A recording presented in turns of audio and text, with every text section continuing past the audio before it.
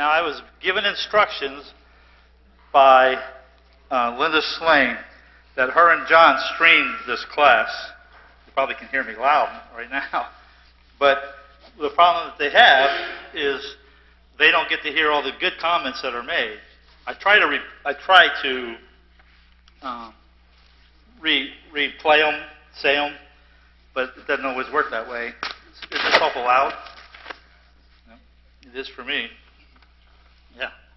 But so I'm going to ask that if you have a comment, that I will try to say it. So if I mess it up, let me know, so that way they know what's said, and we'll try to, for them anyway, that they can appreciate comments that you guys make, because I appreciate comments that you guys make. I prepare about 10 minutes worth of material, and the rest of the time is you guys. So we're studying the book of John, and I wanted to just a quick review, since we all ate last week and spent time Thanksgiving and sang last Wednesday, so that was good. But basically in the book of John, lift it up. Okay. Sonny said. Okay. But John was written by the Apostle John, and really the purpose of the book of John, and we'll see as we go through, is just to prove Jesus is the Son of God. And that's how it starts in John chapter 1, is that in the beginning was the Word, and the Word was with God. So that's really what John does. In the first chapter, then, we have John giving us the picture of who Jesus was. John's book was probably written towards the end of his life, after Matthew, Mark, and Luke were written. So he had those writings to refer to. And John's message basically is that Jesus is the Son of God. He has 7 signs, miracles that Jesus performed, that proves his lordship, that being part of God. So in the first chapter we have, basically John talks about Jesus being there at the beginning. At the end of the chapter we have that he appoints his first disciples, and that's Andrew and Simon, and then Philip and Nathaniel. Then we have in chapter 2, we actually have the first miracle that John records. But one of the things that 2 weeks ago in our class in chapter 5, and Tony pointed this out, but in chapter 2, Jesus, when Mary, Jesus' mother, and John doesn't refer to her as Mary, but as Jesus' mother, when she goes to Jesus about that they were out of wine, he basically says to her in verse 4 that my hour has not come yet. So Jesus wasn't ready to start all the things that he was going to start. So we have the wedding feast where he turns water to wine. That's the first sign that he does. We have that he cleanses the temple. Chapter 3, we have Nicodemus, who was a member of the Sanhedrin. We have in chapter 2 where Jesus is obviously doing signs, miracles. Nicodemus sees those and comes to him at night. And that's where basically Jesus starts to prepare the leaders of the Jewish group that the way that they've always lived is not right. And there's going to be a new way. And that's basically what Jesus introduced to Nicodemus, that they have to be born again. In chapter 4, we have the Samaritan woman.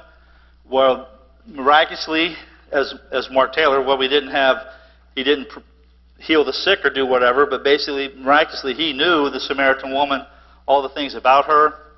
And what this also did is it also opened the eyes of the apostles that were with him, that this wasn't just going to be to the Jews, the traditional Jews, because while the Samaritans were part Jew, but they were a washed down Jew because they had intermarried, and they were outcast.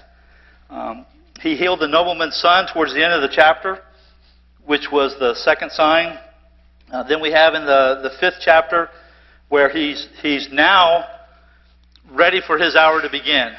So I think when you look at chapter 5, and that was one of the things I tried to point out, is that when Jesus heals the man at the pool, that when he heals him, he seeks him later because it's the Sabbath, He tells him to take up his mat and go, and he does. And then the Jewish leaders basically could put him to death because he's doing something on the Sabbath. And they ask him who healed him. And Jesus, he didn't know who it was. So Jesus actually found him in the temple and tells him to sin no longer, or it would be even worse for him. So then he knows who healed him. It was Jesus. He goes. Then Jesus now starts to make his case in front of the Jews of who he was, that he is the Son of God. And so now we're starting chapter 6. And unless anybody has anything to add on the recap. Everybody's shaking their head. You can't see it, but everybody's shaking their head. No, they don't. So, okay, so we'll start in chapter 6. David, if you'll read 1 through 15.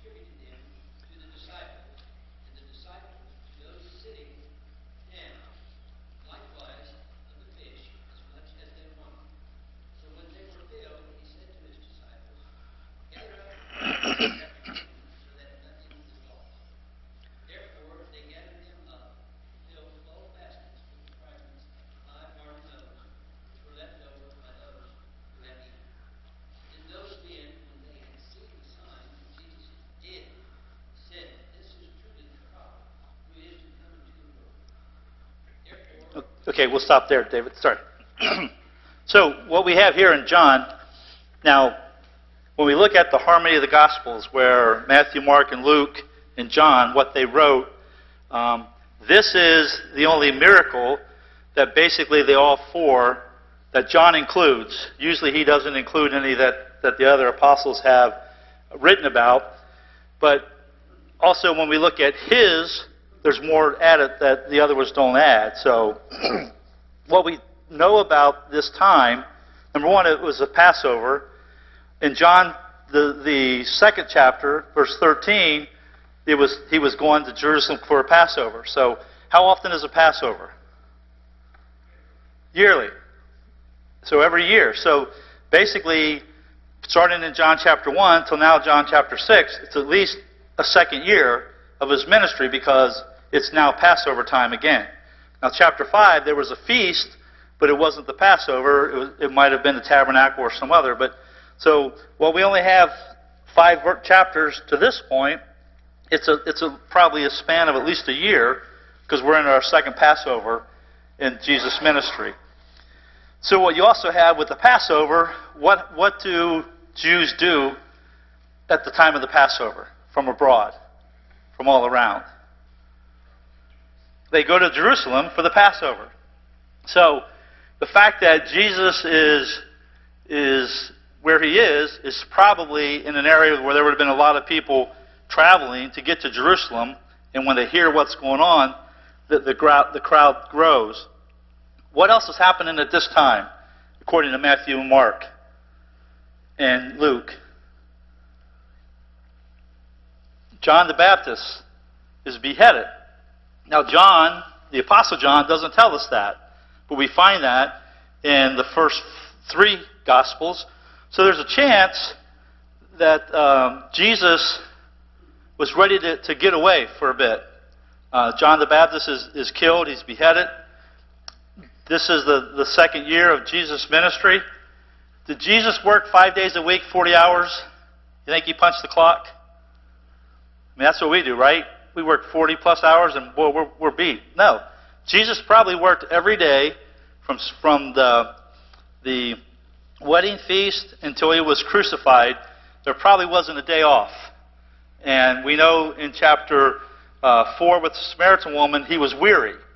So we see in John the attributes of a man that Jesus has, and he was weary. So chances are, with what Jesus was doing, he was trying to get away. But what followed Jesus?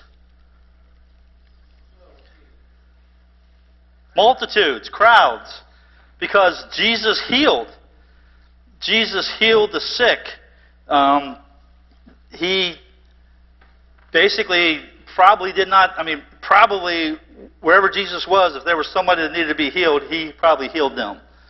We don't have that. I mean, like here, we have 5 chapters starting our 6th chapter, and there's a year's time. So we only have a little bit. But we have at the end of John, it tells us that if all the things that Jesus did were recorded, the world couldn't contain the books. So I believe that Jesus basically turned no one away. Faith healers today, do they turn people away? I've never seen one, but I've heard. Do they turn people away? And if it doesn't work, why doesn't it work? They don't have enough. You don't have enough faith. Not them, but you, to be healed, don't have enough faith. But Jesus healed. So the multitude followed Jesus, probably Jesus' teaching also. So when we see here in this particular story, or this particular time in Jesus, when he's to a mountain area where there's grass, there's 5,000 men. Did men travel alone? Did only men go to Jerusalem? Yeah. Besides women and children. There might have been 15,000 people there. We know 5,000 men. So we don't know how many people there were for sure, but we know there was more than 5,000 because that was just the men.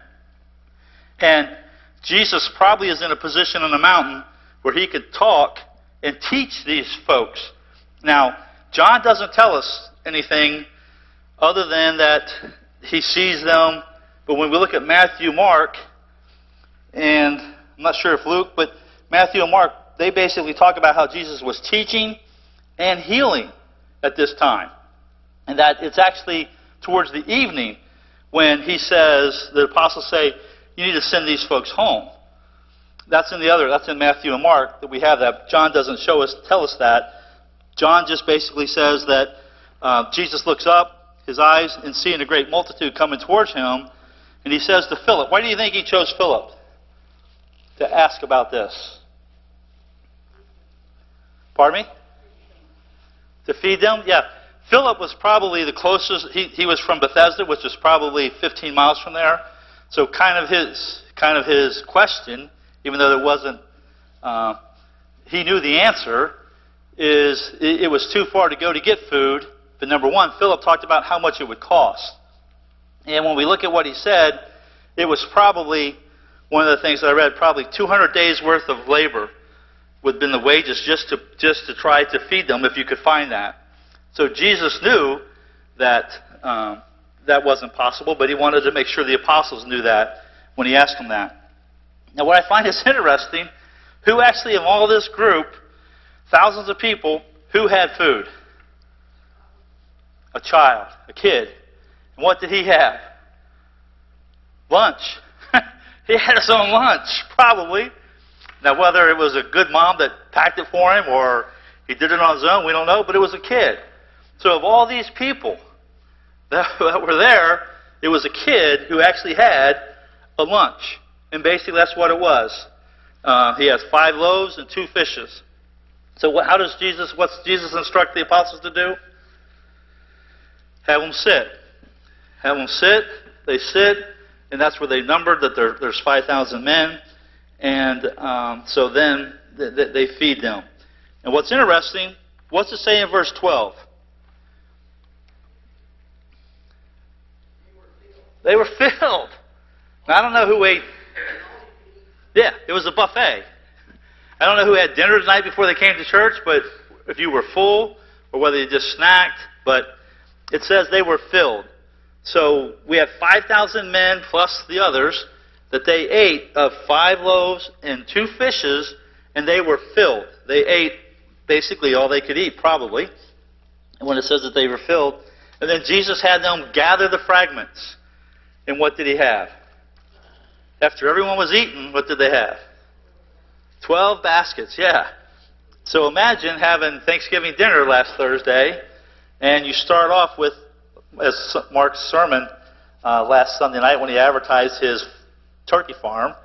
I think we should charge him for that. That's just my opinion. But when Mark advertised his turkey farm, when he talked about how nice that looked, but when it was finished, what was left was just a carcass. So that's how it works in most of we eat and there's not as much left over. In this case, 12 baskets was probably what?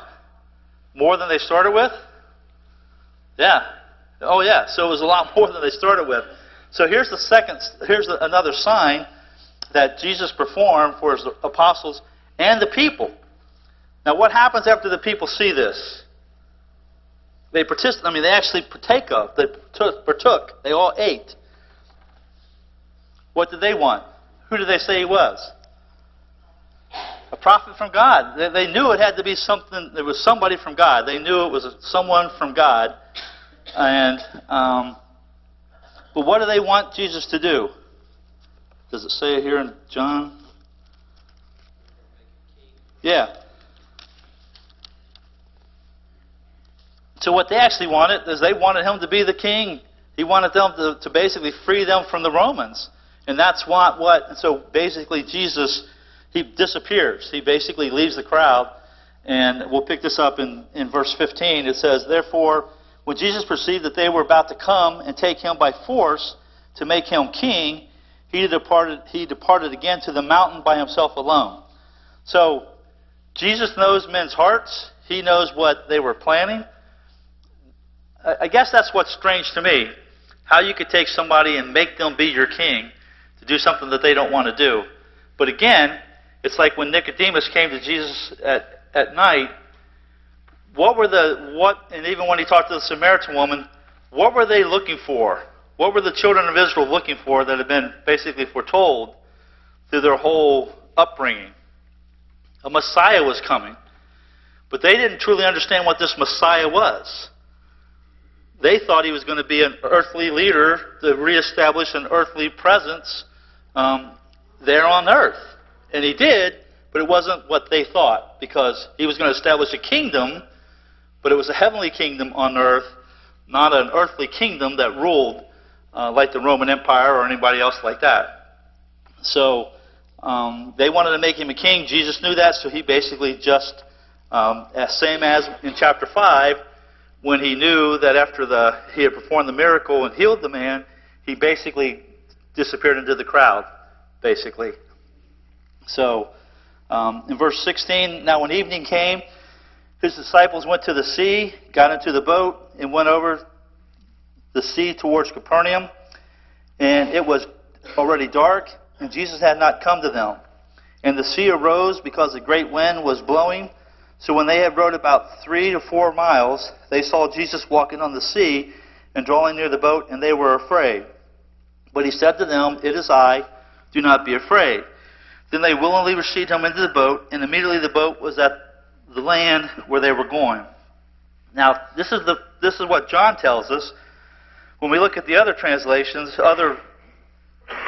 Matthew's account, basically in Matthew's account, they saw someone walking on the water, and they thought it was, what did they think it was? A ghost. So here's the disciples, and they thought it was a ghost. Now, I don't know if they've seen ghosts in the past, but they weren't sure what it was. John says they knew it was Jesus, but they still were frightened. And in Matthew's account, he actually has where Peter recognizes Jesus, and what does he want to do? He wants to walk to him. Now, no one else other than Matthew does that account. And Peter starts, Peter walks on the water, but then what happens? Yeah, he loses sight. And Jesus says, "Oh, ye of little faith." So he lost faith, but he lost sight of what was going on because of the waves, and started to go under, and Jesus grabbed him. So Jesus walks on the sea. This is another one of the signs that the apostles saw. And looking at different translations and how the things go, when the people that were there, the 5,000 men, it sounds like most of them probably stayed there. And then in the morning they looked for Jesus because they probably saw the apostles leave. But where was Jesus to be found? He wasn't there. He wasn't there. And there was no boats there to get there. So now it starts. Any comments or any questions about feeding the 5,000 and Jesus walking on the water here? Yeah, I think one thing interesting, when they try to make him king, he refused it. How many people would refuse that? When you think of it, he's just a human. That would have been something, people would have jumped on. Man, I can be king, I can have everything. Yeah. And Jimmy's comment was that how many people, if they were given the opportunity to be king, wouldn't have jumped on that. But Jesus was while he was a man, that wasn't an interest to him because he knew he had a mission, he had a job to do, and being king was not that. Being king on earth was not that role that he was going to fulfill. Anyone else? Says when he enters the ship, that immediately it reached the other shore. Yeah. Yep, and did it say if the winds calmed? But yes, when it says when he entered the ship, then immediately they were on the other end. They were at the other side. So that was immediate. Okay, let's look at verse 22 then. This gets interesting. See if there's anything that I'm overlooking here in my notes. One thing I do want to point out, when we look at the people that followed Jesus, now they followed him because he did signs and taught, and Jesus was the best teacher ever, so those who didn't need to be healed probably were astounded by what he said, and the words, the way he spoke and what he taught. And so these folks followed him, even though they didn't know where they were going to sleep. They didn't know where they were going to eat. They had none of those thoughts in mind, but they followed him through a desert. But yet here on this hill, there's a grassy area where they could sit. And when you think about what those folks did seeing Jesus, what do we do? How far do we follow Christ today? In the world that we live in and the lives that we live, how much do we do without worrying about, oh, I can't do that because I got to do this, or I can't do this because I got to do that. We make so many excuses, but these folks seeing Jesus and seeing the opportunity to hear him and witness him, they just followed, not thinking about all those other things that we get concerned about with how are we going to handle it, how are we going to, am I going to miss a TV show or am I going to miss this or that? So I think there's a lesson to be learned there about how those folks followed Jesus, that we need to look more at how we follow and what we should be doing. Okay. Verse 22. On the following day, when the people who were standing on the other side of the sea saw that there was no other boat there except the one which his disciples had entered, and that Jesus had not entered the boat with his disciples, but his disciples had gone away alone. However, other boats came from Tiberias near the place where they ate bread after the Lord had given thanks. When the people therefore saw that Jesus was not there, nor his disciples, they also got into boats and came to Capernaum, seeking Jesus. And when they found him on the other side of the sea, they said to him, Rabbi, when did you come here? Reading that takes me back to, what did Jesus do before he gave them the bread and the loaves? He blessed it. He blessed it. So we obviously, if the least we do as Christians is we should be blessing our food 3 meals a day or whatever. If we pray no more, we should be praying then. But an example there of Jesus, before he gave them the food to eat, he blessed it. And so we need to also do that often, obviously more than just when we eat, but definitely when we eat, like Christ did. Jesus answered them and said, Most assuredly I say to you, you seek me not because you saw the signs, but because you ate of the loaves and were filled. Do not labor for the food which perishes, but for the food which endures to everlasting life, which the Son of Man will give you, because God the Father has set his seal on him. Then they said to him, What shall we do, that we may work the works of God? Jesus answered and said to them, This is the work of God, that you believe in him whom he sent. So, what works is Jesus talking about there? Did he talk about works? Because weren't they asking him, what do we need to do? What works do we need to do? Yeah, there wasn't a work that needed to be done. Basically, that they had to do the work of God, and that was that you believe in him who he sent. Therefore they said to him, What sign will you perform then, that we may see it and believe you? What work will you do? Our fathers ate the manna in the desert, as it is written, He gave them bread from heaven to eat. Now, again, these folks just, the day before, what did they see? What did they do? They didn't just see it, what did they do? They ate to be filled from 5 loaves and 2 fishes, and they all ate a multitude. Thousands of people, over 5,000 men and more, they saw what they saw that, and now they're asking him to do what? What sign will you perform then, that we may see it and believe you? These are all the children of Israel descendants. What were their forefathers and forefathers and forefathers and forefathers? What did they do in the wilderness the whole time? Murmured. Complained. I mean, that's really, they're no different here. I mean, these people saw what Jesus did. They followed because of the signs that he did. They just all witnessed and participated in a miracle, and yet they're asking what signs will he perform. Jimmy? This is an excellent point to show people, a lot of times when you're teaching people, you teach them that they must be baptized to wash away their sins. And they say, well, baptism is a work, and you can't be saved by works. But you can show them here, there's not any of it says that believe, that they don't have to believe to be saved. But the Bible says believe is a work. Yeah. So, Yeah. we're saved when we do the works of God. Right. Not And works of men, but this is just a good place to show them, have them read that, yeah, and have them understand that believing is a work. that belief is a work. And what Jesus says there, that you have to do the work of God, and that you believe in him who he sent. Therefore they said to him, What sign will you perform? We just said that. Our fathers ate manna in the desert. Then Jesus says to them, verse 32, Most assuredly I say to you, Moses did not give you the bread from heaven, but my Father gives you the true bread from heaven. For the bread of God is he who comes down from heaven and gives life to the world. Then they said to him, Lord, give us this bread always. And Jesus says to them, I am the bread of life. He who comes to me shall never hunger, and he who believes in me shall never thirst.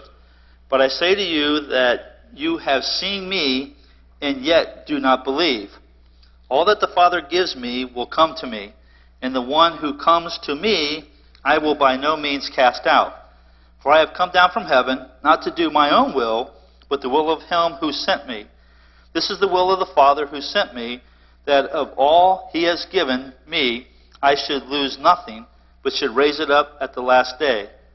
And this is the will of him who sent me, that everyone who sees the Son and believes in him may have everlasting life, and I will raise him up at the last days.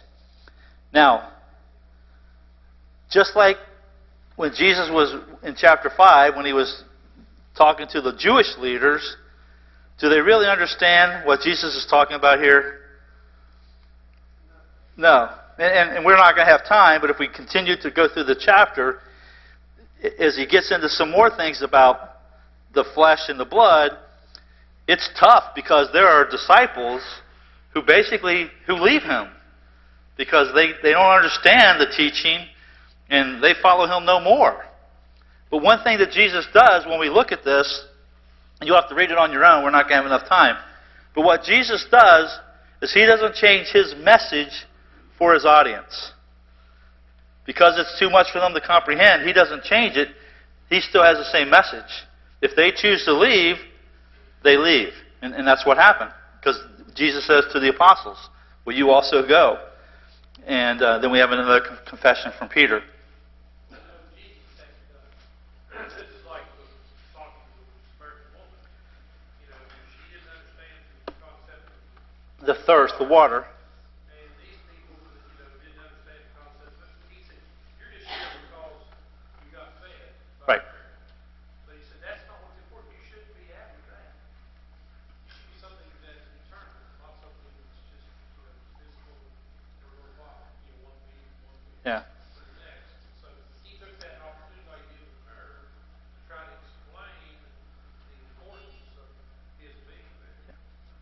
Now, what I find is interesting is that, and no doubt there were probably people who tried to come before Christ and said that they were, and when we think of further in the New Testament where Simon becomes a Christian, but what he wants to basically wants the power, because what can he do with that power of the apostles? He can make money. So my point is, I don't know anyone who would have been acting like they were somebody and not getting something for that. Some type of, here's my hat, throw in coins, but Jesus expected nothing from anyone other than to follow him and accept him. That was it. I mean, that's why it's hard for me to see why these folks don't believe him, because all he asked them to do was believe in him and who he was, and that he was the Son of God. And they all knew there was a Messiah coming. So it wasn't like this was new to them. They just couldn't. They didn't want to comprehend it. I think it's better that they didn't comprehend. I don't know that they wanted to comprehend who he really was, because they all saw the signs that he did, the healing and the feeding and the water to wine, all the things that they saw. They witnessed those things, so they had to believe. I mean, Nicodemus, what did Nicodemus say to him when he came to him? Yeah, you have to be, to do what you do, you have to be the Son of God. So if Nicodemus thought that, you have to think that the normal folks thought that also. Any other comments? Yes? I always find it really interesting back in 24, when they sought to go over to the brink and follow him. Imagine the amount of folks and the effort that it takes for 5,000 to 15,000 people. Oh. If you're on a cruise ship, you know what it takes to make that kind of effort after they were just following him for food. I mean, it's just amazing. The effort that they put forth just to, they don't really believe in him. They're just looking for another meal. Yeah. That's a lot of effort to cross the sea just to go get it. Yeah. No, and like I said, that it was a time of the Passover, so there were a lot of people probably on traveling anyway. And then once they start, what happens when people see other people do something? We all kind of follow along what's going on over there, and so when they see and hear and then witness that all those other things doesn't matter, because they want to see what's going on here, and then they see it, but then they want to see something else, and so Jesus doesn't do that. Well, he had to play it. The reason he did this, I think, was they could see, people being healed and, food being created from a little bit of food, big food created. This caught their attention and made a believer out of them that he was something else. So I guess after he established, they followed him, even if it wasn't for a great meal. At least they were believing in the miracles. And then that gave him more credibility to preach the word. Yeah. And just a quick thing on logistics. Imagine how long it took. I mean, think about when we have a meal here and we serve, 100 people, but 5,000 men are served, and I can't imagine this went on for hours, because just the logistics of how things happen so quick. And obviously it wasn't just the 12 apostles. There were other disciples that were there that had been following. Well, he set it down in 100 groups of 50. Yeah. There were 100 groups that needed to be fed, plus, the women, children,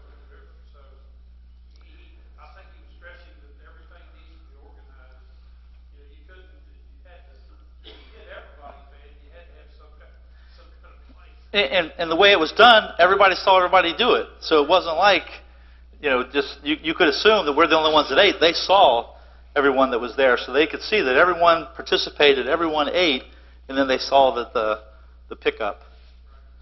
Any other comments? To add what Carol said earlier about Jesus teaching the same lesson to these Jews as he was to the woman at the well. Interesting, her response was completely different. Yes. From what these Jews Yeah, exactly. Yeah, the same message. It was just bread and water, thirst and being full, but she accepted and went and grabbed the men of the city where these wanted to see more. Yeah, good point. All right, thank you.